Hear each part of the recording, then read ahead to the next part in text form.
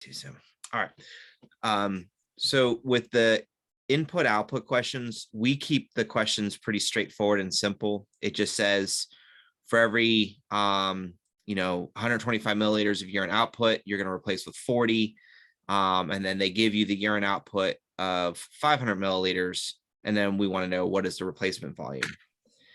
Now, what can change is all three of the variables can change. You could have, for every 200 milliliters, replace with 60 milliliters of water, or for every 500 milliliters, replace with, a liter, whatever the case may be, it's going to change. And then this number could be bigger or smaller than the, I consider it the theoretical output.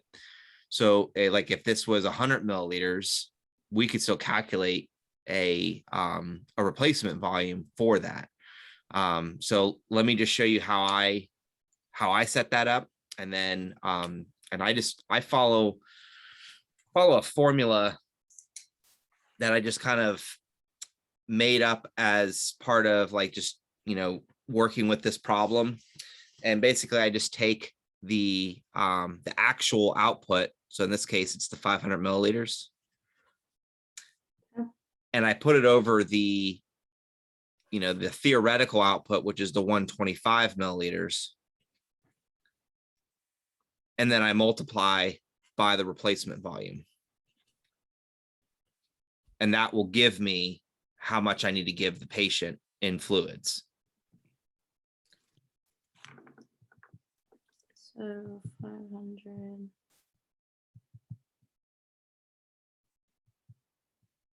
Okay, 160. You got it. Now, I didn't just make this up. Basically, all I did was, if you remember in, and you may have even done this, studying for these things, like doing the, I do a lot of dimensional analysis in my work, but what I did was, this was based off of a ratio proportion, which I think a lot of nursing students utilize. And basically it was this, 40 milliliters is the replacement for every 500 milliliters for every 125 milliliters lost. And that's equal to, we don't know, over the 500 milliliters. And then in this case, you would cross multiply and then divide, where like your question mark would be like an X. I basically just simplified it here. So all I did was just rearrange to get the same setup. Anyways, I just wanted you to know I didn't make it up. No, you're fine. That helps. I like that. Yeah. So one of the things though that's important is like your output could actually be a smaller number than the 125. Let's say they only voided out 75 milliliters. You would still set it up the same way. The actual output over the theoretical output times the replacement volume, and you would just get a number less than 40. 75. Where did you get the 75? I just made it up. Oh, okay. Okay. Yeah, I just said that they checked, they only lost 75, but they're still asking what the replacement volume would be. And so I would still set that problem up the same exact way. And then 24. Okay. As luck would have it, we would have a replacement volume of 24 milliliters.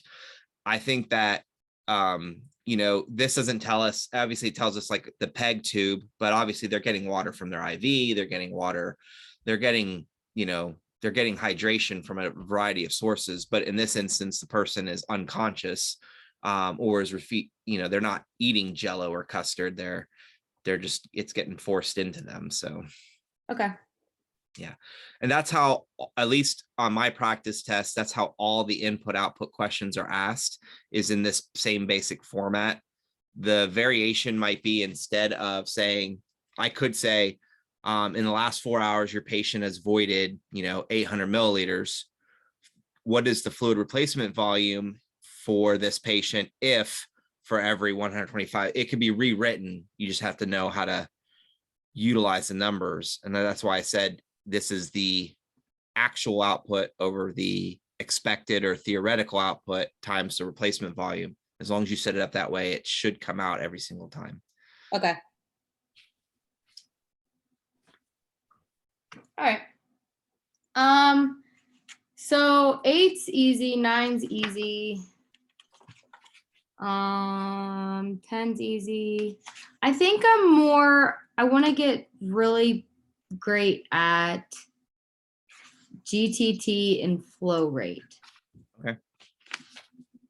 So let me go ahead and pull up a new one since I don't think you've looked at these yet. Let me just see what I have here.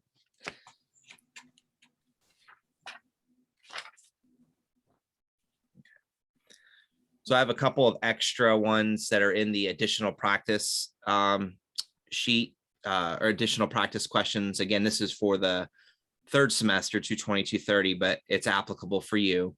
So there's a couple flow rate questions and drop rate questions. So there's at least 2 drop rate questions, the first one and the last one, and there's a few flow rate questions.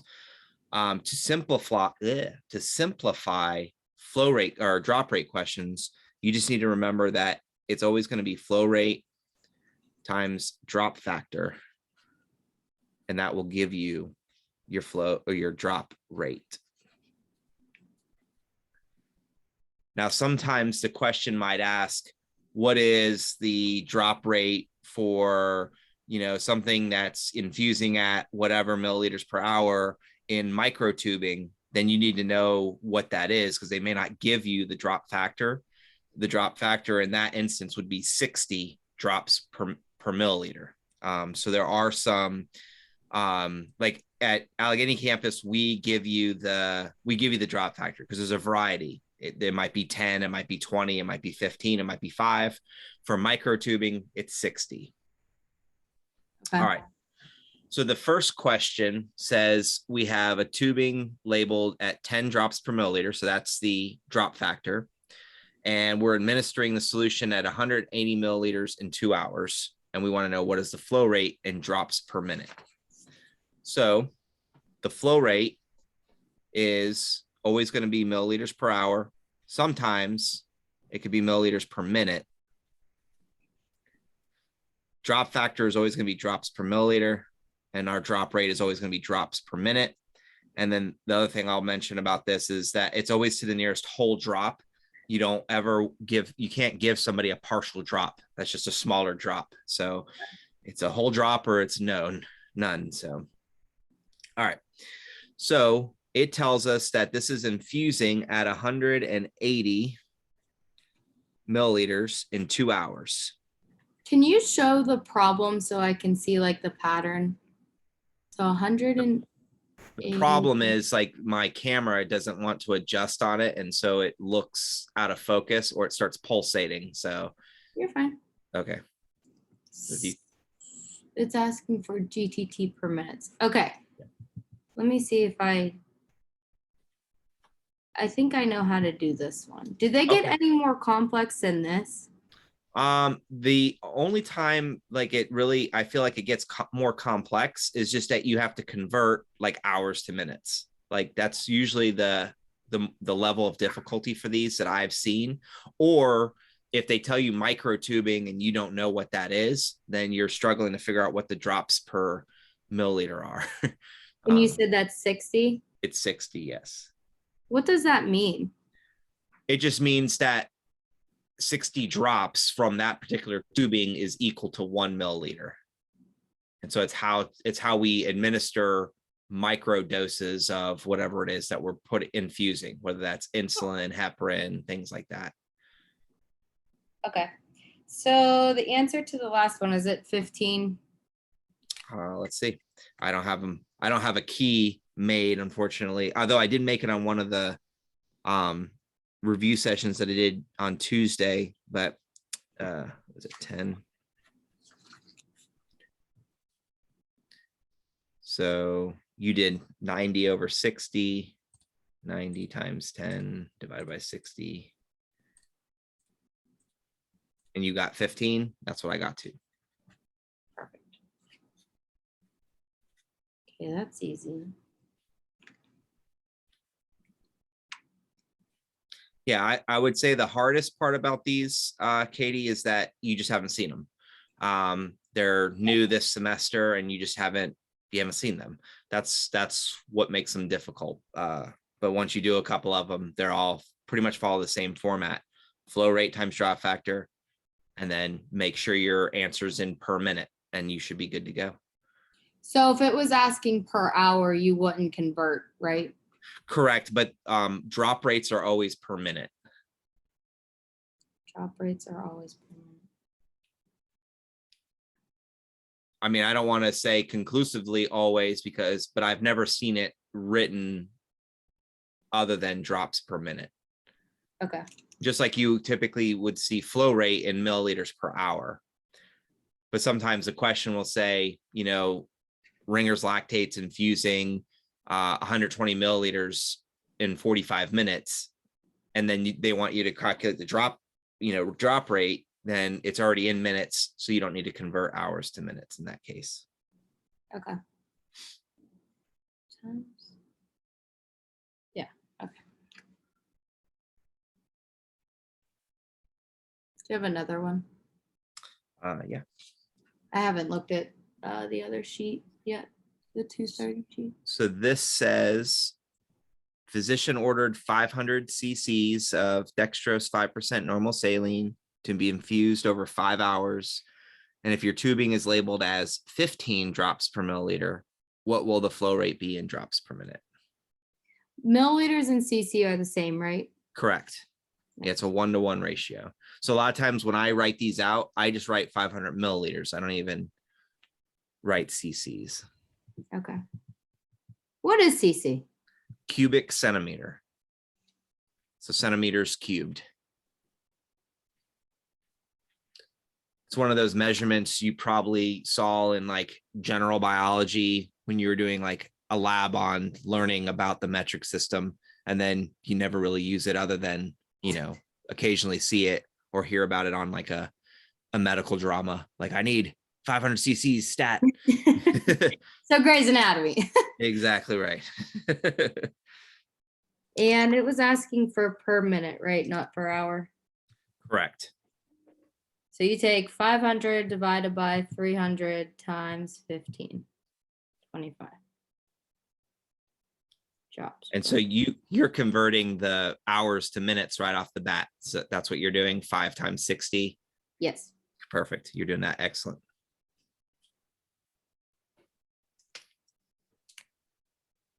So these are drops per minute. What's the other one? Flow rate, I think. Right. So flow rate is just this part of it. So like if I were to say, you know, we're administering Ringer's lactate 250 milliliters over 4 hours, then what would you set the infusion to? So it's just 250 over 4, reduce it to milliliters per 1 hour, and that's what you would set the infusion pump to. So 62.5. That's what, yeah, 250 divided by 4. So flow rate is just the milliliters divided by the time, and then the drop factor or the drops per minute is that one extra step with what they give you. Correct. And then just converting hours to minutes. That would have been nice to know in the beginning. Yep, it's okay. Well, if you at the very beginning of the review sheet, and that should be for all of them, I have a it says like some review tips to keep in mind. Yes. And if you go to, it talks about some of the equations, and then it mentions the drop rate underneath the helpful equations. And so that way, so it's there. You may have just skimmed over it. I just want you to know that I did put that in there for you guys. Okay. Yeah. I have that printed too. Okay.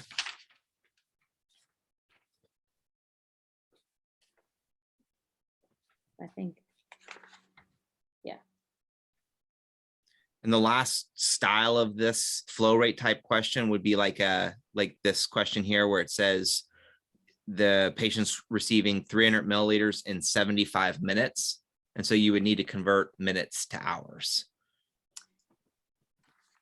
So my thought process on that, and if you have any pointers, I'm sure you do, let me know. My thought is, okay, if I take 75 minus 60, that's 15. So it would be 1 point.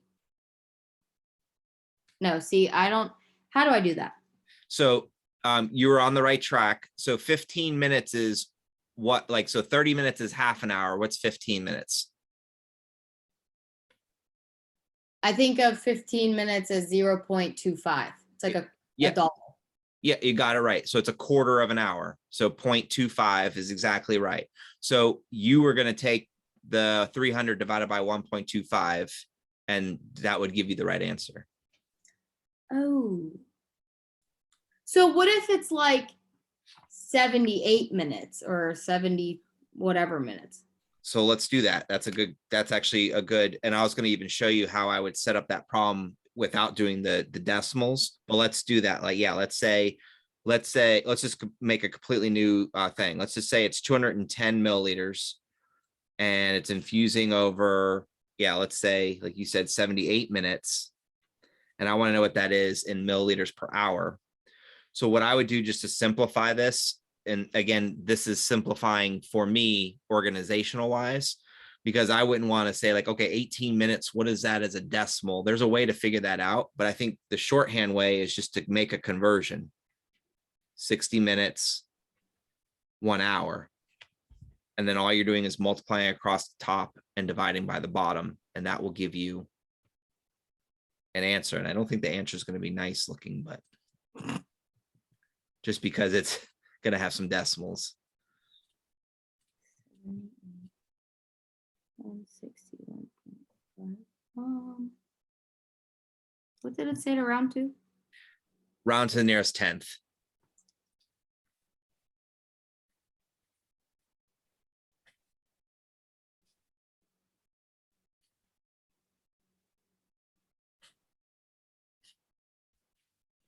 Yep, that's what I got.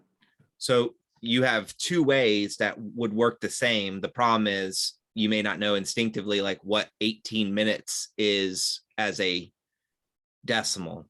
If you wanted to figure that out, you would take 18 divided by 60 and whatever that decimal is. And if you're sitting there going like, I don't want to do that, I agree with you. Like you could probably do the 20 minute, the 15 minute, the 30 minute, obviously 1.5.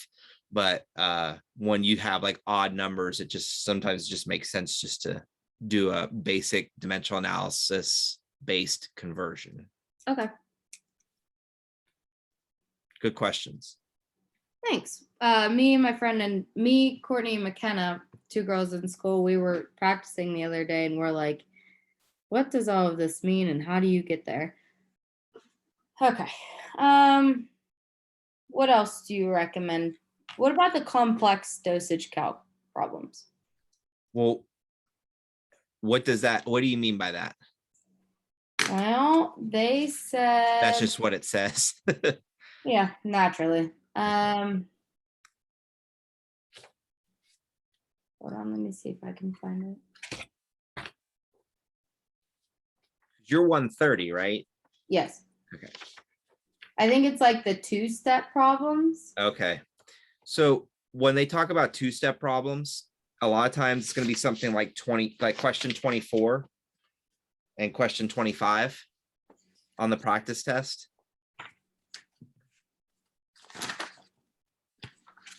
24. Seriously? Well, you could, do you have it?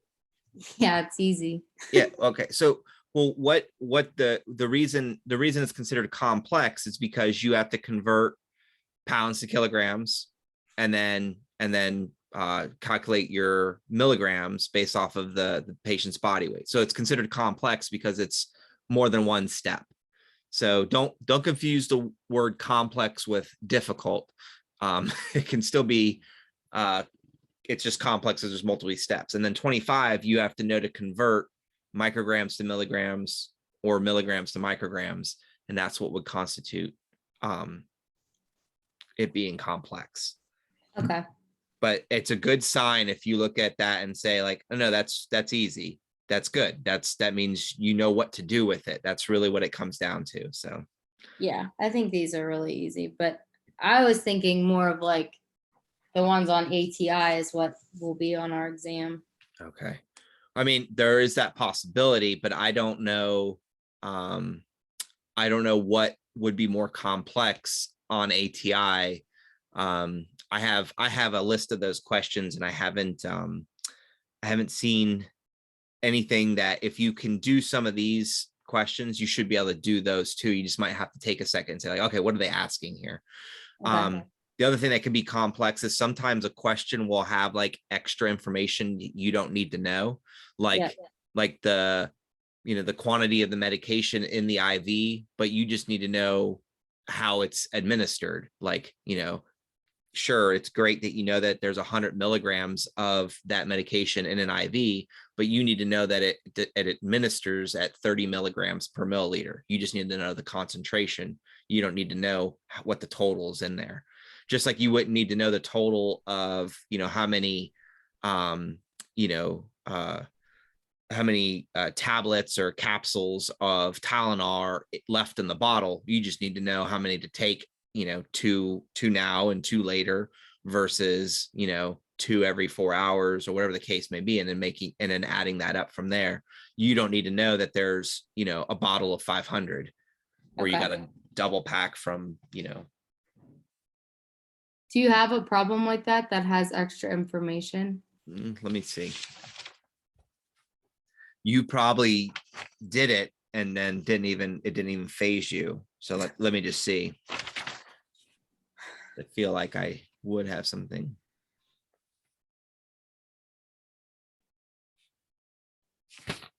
Maybe not. Maybe it's for the next semester. So here, let me look at I have my 220, 230 sheet, and I'll just pull up an example. Okay.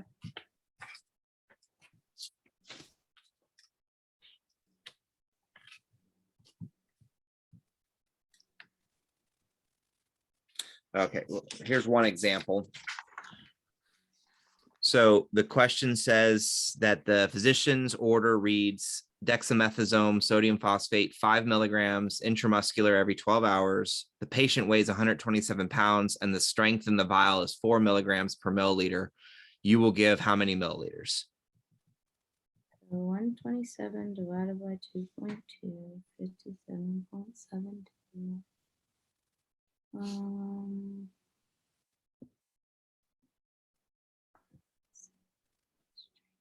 So the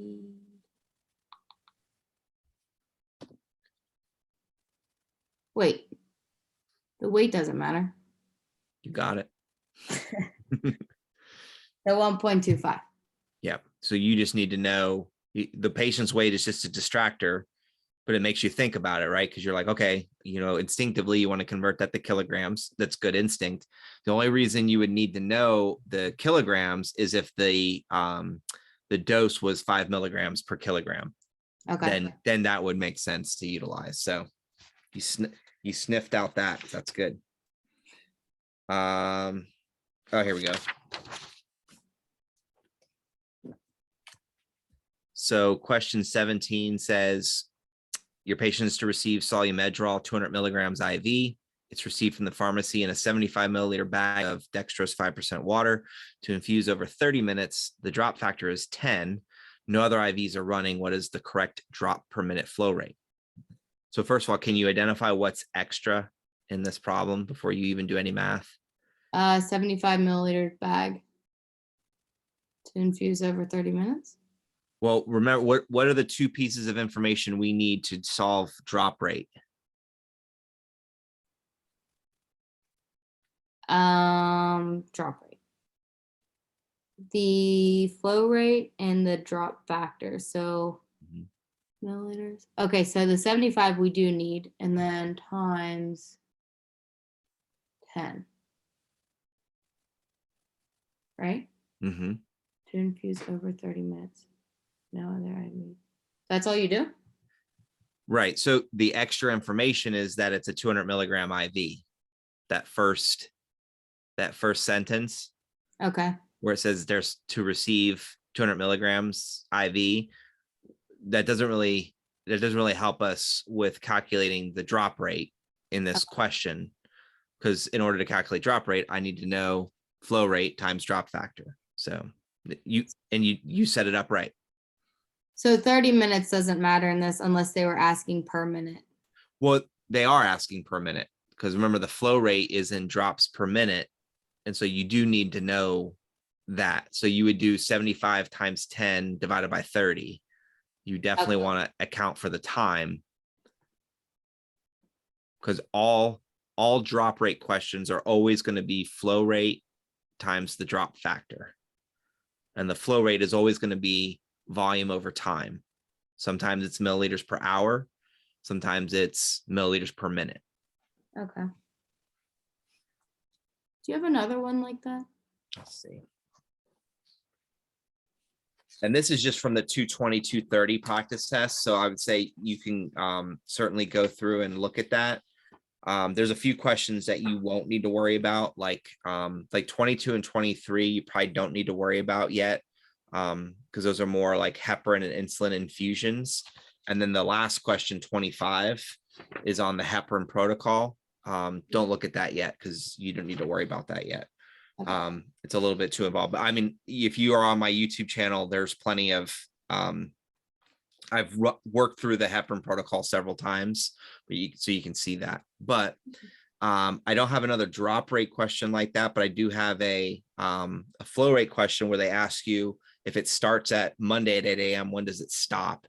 That is a question that could be fair game on your test, but I don't know how often they ask it. Okay, so you would do 1,000 milliliters divided by 50. That's 20. Starts at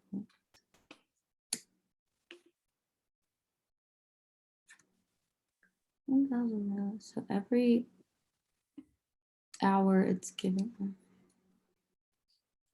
Starts at 8 a.m. Would it be into the next day? It would, yes. So 28 minus 24. So 4 a.m. 0400 Tuesday. You got it. Cool. Yeah. Does your do you guys need to use military time at your campus? Is that what they recommend? Yes. Okay. Yeah, just making sure, because like I think in the key it'll say 4 a.m. But it is the same thing as 0400, like you said. Okay. So Can we do 22 and 23? Actually, in the one above it. So like I Like said, start- I would, all 22 and 23 is a matter of converting units per hour to milliliters per hour. And I'm certain that that's not on your test. Okay. That's more of like a third semester, fourth semester thing. Yeah. I'll say, I think you have a good enough head on your shoulders that I think you can figure those two out. So you could just practice them and then Okay. just email me with your answers. Well, I mean, the keys at the back of this, but if you get stuck, email me. So, but you will see something like this. This is just a, what's it called? A reconstitution question. And so what's important to know is, again, what information to get rid of. So the way that this question is asked, and this could vary at your campus, but it says the order, and then it says to choose the strongest concentration. The trick with this is when we're looking at the label, we don't care about how much volume was added. This just tells the pharmacy how much water to add to the powder to get to these concentrations. So we're going to pick our strongest concentration just by looking at the right column. We're going to choose, this is the weakest, the middle, and then this is the strongest concentration, the 1 million units per milliliter. Oftentimes as a distractor, you'll see this, and you'll see this like on the actual like powdered label. Like if you have like Augmentin, like suspension, it'll say in the pharmacy, it'll say, add water until the line, or add a certain quantity, mix it up, give the patient a syringe to take home. Like that's how these suspensions and reconstitutions work. So ultimately it's just a matter of, can you look at the label or ascertain the information as it's laid out And then once you know that, then you already know how to do the math on this. You just take the order divided by the 1 million, and then you get your answer. And then the other thing is, when you're rounding, because this answer comes out to be 0.35, Mhm. you leave that answer alone. You don't round that to 0.4. A number less than 1, you round to the nearest hundredth. So 0 point anything, round to the nearest hundredth. And if it's a number greater than 1, then you round to the 10th. Okay. Okay. Yeah. So the answer, would the answer be 3.2 milliliters, or would the answer be 0.35 milliliters? It would be 0.35. Okay. Because remember, you have this is the liquid suspension with the 3.2 milliliters added to the powder. Then notice that you add more water, it becomes more dilute. You add less water, it becomes more concentrated. And so that's, again, how they can vary. So like, let's say I'm working with a pediatric versus an adolescent versus an adult. That might be why you choose a particular concentration. Again, that's just me guessing that. I don't know specifics on, Pfizer pen or what that is. But like, if you're just given, and if you look in some of the dosage calc tests or textbooks, they just kind of blankly state something like this. And then it's like, well, which one do you choose? Because or if you choose any of these, you can get the right answer, but you're going to use a different volume of solution. So I specifically told, on the practice test, I wrote in strongest concentration, because I want you to give me one answer, but technically you could have 3 different answers and all be correct depending on which concentration you used. So that's why you don't choose these as your answers. The answer is, after you add the powder, 350,000 units divided by the 1 million units, and then you get the 0.35, and there would still be some left, right? Because there's at least 3.2 milliliters in the bottle. So Okay. Let's see what other ones. What is the total?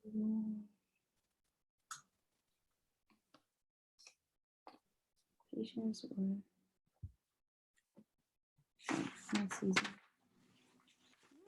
anything else you recommend going over that I should be aware of? I would just say, if go through the test, work on your timing, make sure you can complete the whole thing in like under an hour.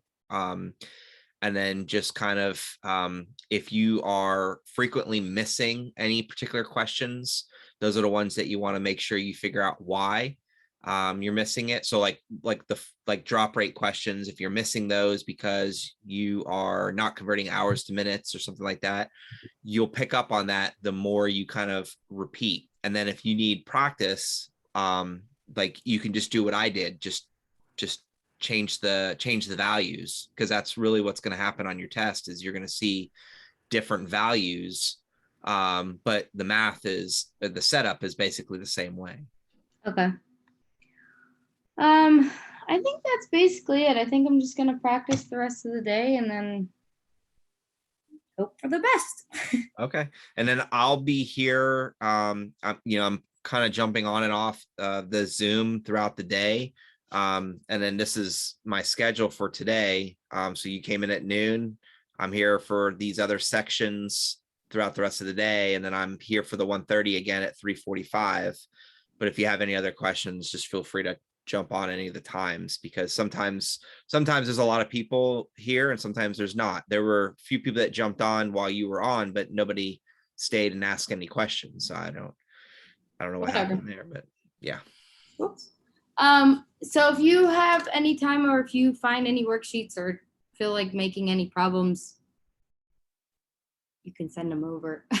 Yeah, well, if I add anything more, I just know I won't have time to do those today. And I think your test is tomorrow, right? Yeah, tomorrow night. So I would just say, like, if you jump on to my YouTube channel and look at any of the other like review sessions. Sometimes I do what I just did with you, where I make up a different question kind of on the spot, and you can kind of jump to those. I apologize, it's not more organized, but if you want to look at even just like Tuesday's session for the 130 and then even the 220, 230, you can see what I've done. And but I think I have some confidence in your math skill here, and I don't think you're gonna have a problem with this test. So but if I do get a chance, I will post it in that in the OneDrive folder. I'm just telling you right now, I don't anticipate adding any more. I usually add those during the semester when I do my reviews for the first semester students. So All right. Well, thank you for your help today. yeah, you're welcome, Katie, and good luck on your test. Thank you. Have a good day. You too. Bye-bye.